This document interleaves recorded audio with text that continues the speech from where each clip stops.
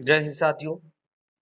जय हिंद साथियों। आज जो है हम चर्चा करेंगे क्लास 12 के फिजिक्स का लास्ट लेक्चर, जिसमें हम कुछ न्यूमेरिकल के बारे में भी चर्चा करेंगे और साथ साथ हम यहाँ पर, ठीक है, हम यहाँ पर जैसा कि व्यंजक देख पा रहे हो, इस व्यंजक के बारे में हम बात करेंगे। तो भैया अभी तक चैनल, जिन लोगों ने अभी चैनल को सब्सक्राइब नहीं किया तो कर लीजिए, क्योंकि पुराना चैनल हैक हो चुका है। इस कारण से भैया जी आप लोगों से निवेदन है कि इस चैनल को सब्सक्राइब कर लीजिए, ठीक है, और दोस्तों के साथ में शेयर कर। एक समान वाह्य वैद्युत क्षेत्र में रखे वैद्युत ध्रुव पर लगने वाले बल युग्म का हमें व्यंजक ज्ञात करना है। तो हमें समझना होगा ये ये बिंदु Q है और ये एक प्लस Q है, ये माइनस Q है, ये प्लस Q है। अब इनके बीच की दूरी 2L है, ठीक है। अब इनको, यानी ये जो युग्म है, ये पूरा युग्म जो बना हुआ है, इसको एक समान वैद्युत क्षेत्र में रखा जाता है। किसमें? एक समान वैद्युत क्षेत्र में रखा जाता है, जिस कारण से ये क्या करने लगता है? घूर्णन करने लगता है, यानी घूमने लगता है। क्या करने लगता है? घूर्णन करने लगता है। अर्थात हमें ये समझना होगा कि यदि अगर किसी भी पास को, यदि अगर हम किसी बंद पृष्ठ में रखें, यदि किसी जिसमें वैद्युत क्षेत्र हो उस क्षेत्र में रखें, तो वो क्या होने लगता है? घूर्णन करने लगता है। बात समझ में आई कि नहीं आई?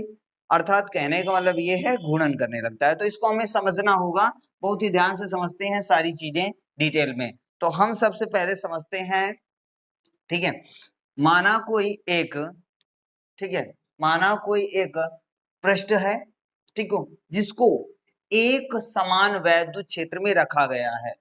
जिन जिन पर प्लस क्यू आवेश के कारण जो बल लग रहा है, वो माइनस क्यू आवेश के कारण जो बल लग रहा है, ये दोनों एक दूसरे के विपरीत हैं। अर्थात प्लस क्यू आवेश और माइनस क्यू आवेश एक दूसरे पर बल विपरीत दिशा में लगा रहे हैं, ठीक है।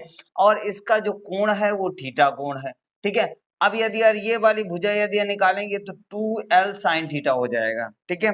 2L साइन थीटा, जैसा कि पढ़ा होगा, यदि यार क्या हो, यानी समानांतर हो तो उसके लिए cos थीटा का यूज किया जाता है, और परपेंडिकुलर होता है तो उसे किसे? sin थीटा से डिनोट किया जाता है। यानी लंबवत हो तो sin थीटा का यूज किया जाता है, 2L sin थीटा।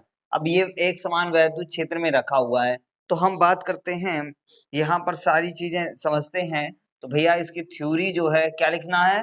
माना कोई एक एक कोई पृष्ठ है, ठीक है, एक बल युग्म जिस पर एक बल युग्म कार्य कर रहा है।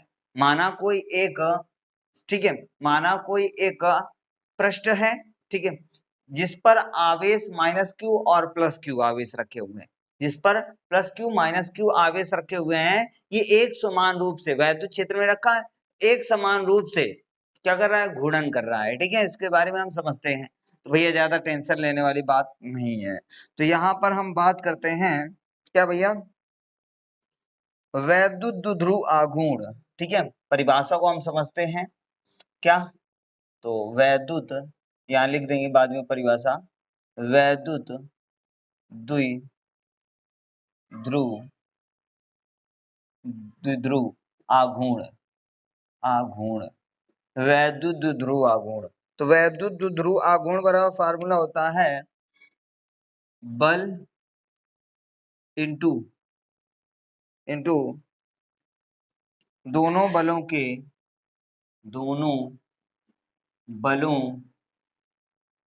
के बीच, दोनों बलों के बीच की लंबवत दूरी भी यहाँ लिख देते हैं भैया, क्योंकि वहां नहीं आया, कि लंबवत दूरी, ठीक है।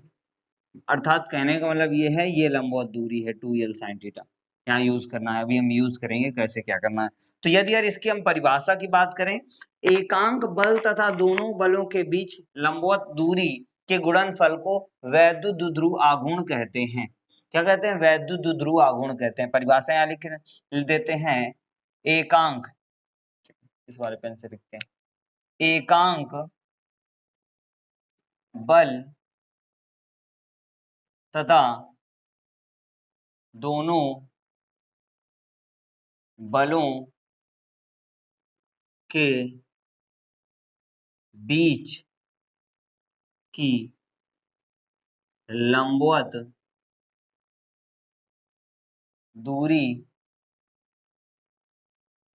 के गुणनफल को क्या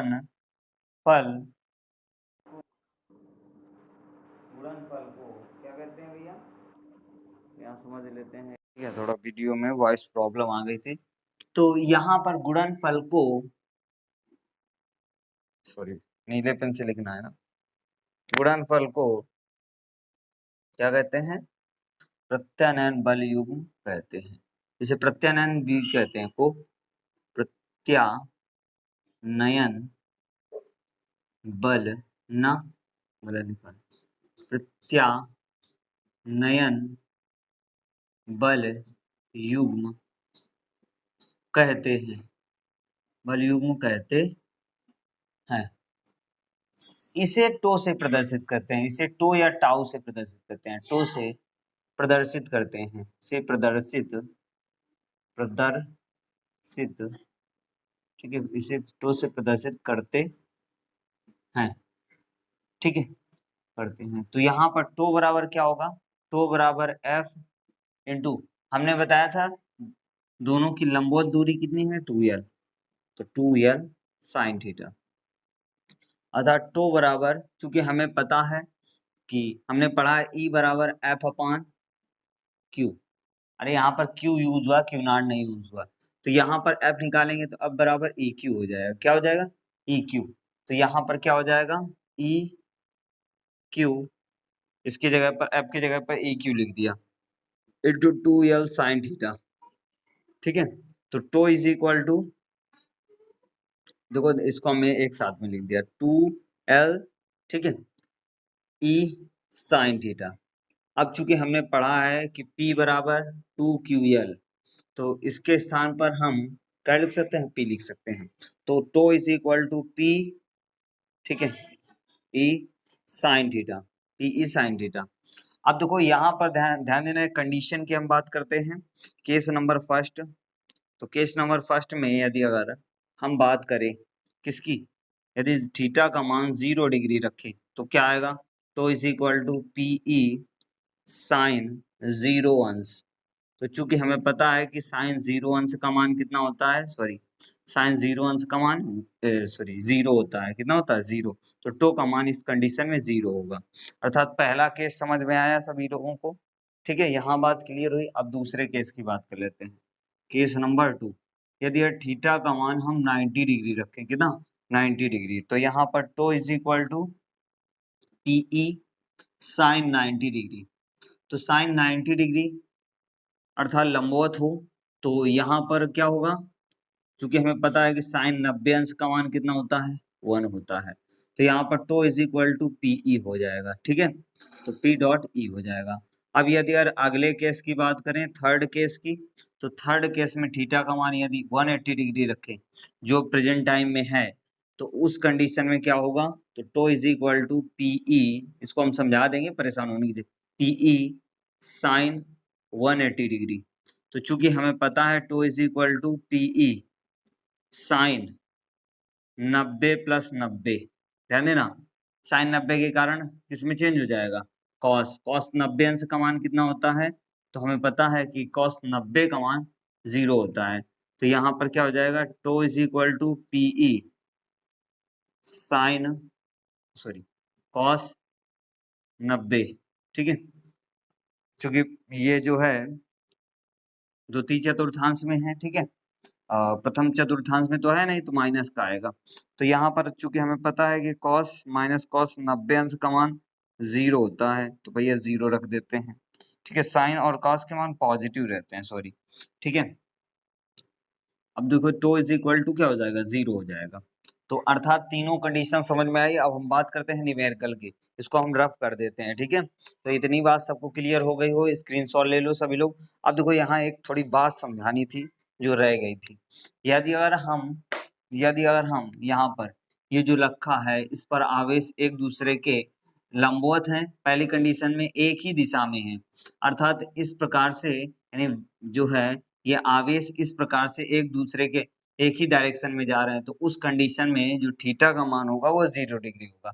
यदि लंबवत होंगे एक दूसरे के, इस प्रकार से 90 डिग्री का एंगल बनाएंगे, यहाँ पर कोई आवेश रखा है, यहाँ पर कोई आवेश रखा है, तो उस कंडीशन में जो यहाँ पर जो थीटा का मान होगा वो 90 डिग्री होगा। अर्थात 90 डिग्री होगा तो उसमें जो है टो का मान कितना निकलेगा, इतना निकलेगा। यदि अगर ये ऐसे हैं, इस प्रकार से दोनों आवेश रखे हुए हैं, एक यहाँ पर रखा हुआ है और एक यहाँ पर, एक दूसरे के विपरीत डायरेक्शन में है, तो उस कंडीशन में भी टो का मान 0 होगा। तो आई होप यहाँ तक समझ में आया होगा। आगे हम न्यूमेरिकल की बात करते हैं। भैया स्क्रीनशॉट ले लो। भैया न्यूमेरिकल पहला क्वेश्चन स्लाइड में आ जाएगा सारी चीजें, ठीक है। स्लाइड में हम नीचे दे देंगे, परेशान होने की कोई आवश्यकता नहीं है। स्लाइड में क्वेश्चन नीचे आ जाएगा सभी के, ठीक है। तो हम क्वेश्चन पढ़ देते हैं भैया, पहला क्वेश्चन, ठीक है। तो जैसा कि पहला क्वेश्चन है,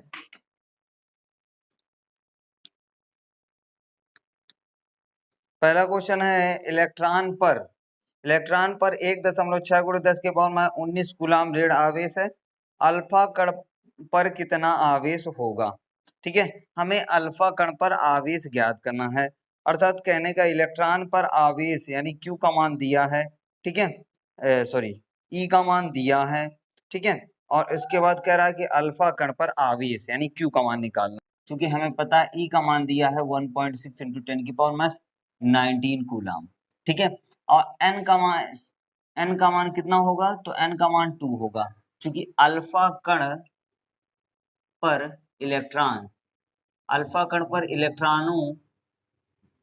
इलेक्ट्रॉनों की संख्या कितनी होती है, तो इलेक्ट्रॉनों की संख्या कितनी होती है, 2 होती है, 2 ही प्रोटॉन होते हैं। तो यहाँ पर E बराबर 1.6 × 10⁻19 कूलाम, ठीक है। n का मान 2 है। अब हमें Q का मान निकालना है, तो फार्मूला क्या होता है, तो फार्मूला Q बराबर n ही होता है। तो Q बराबर n का मान कितना दिया है, 2, और E का मान 1.6 × 10⁻19 कूलाम। सॉल्व करो तो 16 दूनी 32, 3.2 × 10⁻19 कूलाम, ठीक है। इतने कूलाम आएगा। अर्थात कहने का मतलब ये है, एक अंक के बाद दशमलव पीछे से, तो एक अंक बाद दशमलव रख दिया। तो पहला क्वेश्चन हो गया। दूसरा क्वेश्चन हम पढ़ देते हैं, ठीक है। दूसरा क्वेश्चन क्या होगा, ठीक है। तो दूसरा क्वेश्चन बोल रहा है एक चालक पर 1 कूलाम ऋण आवेश है, उस पर सामान्य अवस्था में कितने इलेक्ट्रॉन अधिक होंगे। अर्थात इसमें इलेक्ट्रॉनों की संख्या पूछ रहा है और Q का मान दिया है। Q का मान कितना है, 1। Q का मान कितना है, 1 है। तो न्यूमेरिकल संख्या ये 2 की बात कर लेते हैं, ठीक है। न्यूमेरिकल संख्या हम 2 की बात कर लेते हैं। तो यहाँ पर Q का मान दिया है 1 कूलाम। कितना दिया है, 1 कूलाम, ठीक है। और E का मान हमें पता है 1.6 × 10⁻19 कूलाम, ठीक है। और हमें n का मान निकालना है। तो फार्मूला क्या होता है, Q बराबर NE, n का निकालना है तो n बराबर Q/E हो जाएगा। तो n बराबर Q का मान कितना है, 1। अरे 1.0 है, दशमलव के बाद 0 को कोई महत्व नहीं होता, ये भी दिमाग में रखना। अपान E का मान कितना है, 1.6 × 10⁻19, ठीक है। 0 इसका बढ़ाया, ठीक है, पॉइंट हटाया, 0 बढ़ाया। तो इतनी बात सबको क्लियर हो रही है, ठीक है। अब देखो यहाँ पर ध्यान देना, काट दो, 5 दूनी 10, 8 दूनी 16, तो ये n बराबर कितना हो जाएगा, 5/8 × 10 के घाते, ये भैया ऊपर ले जाते हैं, ये माइनस में ऊपर जाएगा, प्लस का हो जाएगा, प्लस का 19 हो जाएगा। अर्थात कहने का मतलब ये है कि n बराबर, इसका एक 0 ले लेते हैं, यहाँ 50 हो जाएगा। कितना हो जाएगा, 50। अब यहाँ पर घात कितनी बचेंगे, 19 थी, यानी 19 0 थे, अब कितने बचे, 18, एक 0 इसको दे दिया, तो 18 0 बचे। अपान कितना है, 8, 8 का पढ़ा पढ़ो कि 50 से ज्यादा ना, 8 दूनी 16, 8 तिरके 24, 8 चौको 32, 8 5 40, 8 6 48, तो 6। इसके बाद दशमलव लगाया, 0 बढ़ाया, कितना बचा था, 8 6 48, 2 बचा था, तो 8 दूनी 16, बचा कितना, 4, 8 5 40 गुणे 10 के घाते 18। इतने इलेक्ट्रॉन अधिक होंगे, इतने इलेक्ट्रॉन अधिक होंगे, क्या अधिक होंगे, ठीक है। इतने इलेक्ट्रॉन अधिक होंगे। तो बात समझ में आ गई कि नहीं आई, डिवाइड कराना आता है कि नहीं आता। 8 का भाग 50 में करा देना, यही आ जाएगा। ठीक है, तो अगला हम क्वेश्चन पढ़ते हैं। ठीक है, अगला क्वेश्चन क्या बोल रहा है? तो अगला क्वेश्चन ये बोल रहा है कि एक चालक पर 2.4 × 10⁻18 कूलाम धन आवेश है, इस चालक पर इलेक्ट्रॉनों की अधिकता या कमी है। अर्थात हमें ये बताना है कितने इलेक्ट्रॉनों की अधिकता या कमी है। तो हमें ध्यान देना है भैया, Q का मान दिया है और हमें N का मान पूछ रहा है। तो Q का मान कितना दिया है? 2.4 × 10⁻18। तो यहाँ पर न्यूमेरिकल संख्या 3 की बात कर लेते हैं। न्यूमेरिकल संख्या 3 में Q का मान दिया है कितना? 2.4 × 10⁻18 कूलाम। ठीक है, तो हमें ये ज्ञात करना है कि इलेक्ट्रॉनों की अधिकता होगी। तो हमें E का मान पता है 1.6 × 10⁻19 कूलाम होता है ना, और हमें N का मान ज्ञात करना है। ध्यान देना, यहाँ कुछ लोगों का डाउट यहाँ पर ये होगा कि सर जो है यहाँ पर मात्रक क्यों नहीं यूज हुआ। तो ध्यान देना, आवेश का मात्रक कूलाम और इसका मात्रक कूलाम, कूलाम से कैंसिल हो जाएगा, ये पहले ही बता दें ताकि डाउट ना रहे इस बात का। ठीक है, इस कारण से हमने इसका कोई मात्रक नहीं लिखा। तो N बराबर Q/E अभी लिखा है भैया, अब बार बार वही नहीं लिखेंगे, यहाँ से हमने N बराबर Q/E कर दिया। तो अब भैया वैल्यू रख देते हैं। तो N बराबर Q की वैल्यू कितनी है? 2.4 × 10⁻18 अपान यहाँ पर 1.6 × 10⁻19। ध्यान देना बेटा, पॉइंट से पॉइंट कैंसिल हो जाएगा, इसको काटो, 4 दूनी 2 से काटते हैं, 4 छंग 24, हाँ चला जाएगा, 4 चौको 16, 4 छंग 24। तो N बराबर कितना आएगा? 6 × 10⁻18 बटे 4। इसको भैया गुणे 10 के घाते -19, -19 को ऊपर भेजो तो N बराबर कितना हो जाएगा? 6 × 10 के घाते -18 + 19 बटे 4। ध्यान देना, तो इतनी बात क्लियर हुई। अब यहाँ पर N बराबर कितना हो जाएगा? घटाओ भैया, प्लस के 19 में माइनस के 18 घटाओ, कितना आएगा? तो यहाँ पर आएगा 1 आएगा। अब जब किसी के घात में 1 होता है, यानी 10 के घाते 1 होता है, उसका मान 10 होता है। ठीक है, तो यहाँ पर कितना हो जाएगा? 60 बटे 4। अब भाग करा देते हैं 4 का। ठीक है, 4 का भाग कराओ तो 4 का 4 4 दूनी 8, 4 3 12, सॉरी 4 1 कम 4, 4 5 20। 15 इलेक्ट्रॉनों की क्या होगी? कमी होगी। भैया कमी क्यों होगी? क्योंकि यहाँ पर प्लस में आया है, जब भी प्लस में होता है तो इसका मतलब समझ लो कि कमी होगी, और माइनस में जब भी होता है, जैसे देखो इसमें भी भैया अधिकता होगी, इसमें इलेक्ट्रॉनों की कमी होगी। ठीक है, इसमें भी इलेक्ट्रॉनों की कमी और इसमें भी, चूंकि प्लस में आया ना, माइनस में आता तो इलेक्ट्रॉनों की अधिकता होती। तो इतनी बात क्लियर हुई कि नहीं क्लियर हुई? यहाँ तक बात क्लियर हुई, यानी इतने इलेक्ट्रॉनों की सॉरी अधिकता होगी और इतने इलेक्ट्रॉनों की इसमें कमी होगी। क्योंकि इसमें बोल रहा है कमी होगी, इसमें तो बोला नहीं था, इसमें बोला नहीं था, इसमें ऑलरेडी कितने इलेक्ट्रॉनों की अधिकता होगी यही कहा था, लेकिन इसमें ये कह रहा है कि कमी होगी या अधिकता होगी। तो इतने इलेक्ट्रॉनों की क्या होगी? कमी होगी। ठीक है, अर्थात इतने इलेक्ट्रॉन कम होंगे। बोला नहीं होता, जैसे इसमें अधिकता बोल दिया था तो इसमें हमें कुछ टेंशन लेने की आवश्यकता नहीं थी, बट इसमें ये बताना था, इसमें तो हमें कुछ बताना ही नहीं था। ठीक है, हमने फिर भी लिख दिया था, बट जो है इसमें कह रहा है कि कमी होगी या अधिकता होगी, तो इसमें भैया कमी होगी। क्यों? क्योंकि प्लस में है, इसमें बताया नहीं था। पहली बात ये भी सुन लो ध्यान से, सारी बातें जबरदस्ती मत करना। ठीक है, अगला क्वेश्चन पढ़ते हैं। अगला क्वेश्चन है चौथा नंबर, कह रहा है किसी वस्तु को 4.8 × 10 के घाते -19 कूलाम के कूलाम से धन आवेशित करने के लिए कितने इलेक्ट्रॉन निकाले जाएं? ठीक है, ज्ञात कीजिए। यानी N का मान ज्ञात करना है और Q का मान दिया है। क्या? Q का मान दिया है। अब देखो ध्यान देना, बहुत ध्यान से समझना। Q का मान कितना दिया है? तो क्वेश्चन नंबर 4, ठीक है, Q का मान कितना दिया है? तो Q का मान दिया है 4.8 × 10 के घाते -19। ठीक है, E का मान हमें पता है 1.6 × 10⁻19 कूलाम। ठीक है, अब देखो यहाँ पर N का मान ज्ञात करना है, E का मान हमें पता ही है। ठीक है, तो अब हम सॉल्व कर लेते हैं। ठीक है, तो यहाँ पर क्या होगा भैया, समझते हैं ध्यान से। तो N बराबर Q/E, सॉरी Q/E रखो, N बराबर Q का मान कितना है? तो Q का मान है 4.8 × 10 के घाते -19। अब ये कितना है? 1.6 × 10⁻19। ध्यान देना, -19 ये दोनों कैंसिल हो जाएंगे।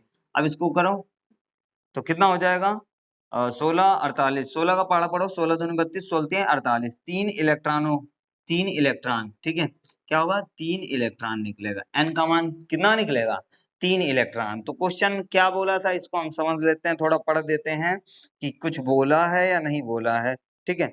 तो क्वेश्चन पढ़ देते हैं, क्वेश्चन में कह रहा था, लास्ट में पढ़ देते हैं कि कितने इलेक्ट्रॉन निकाले जाएं, तो 3 इलेक्ट्रॉन निकाले जाएं भैया, कितने, 3 इलेक्ट्रॉन निकाले जाएं, यही पूछ रहा था।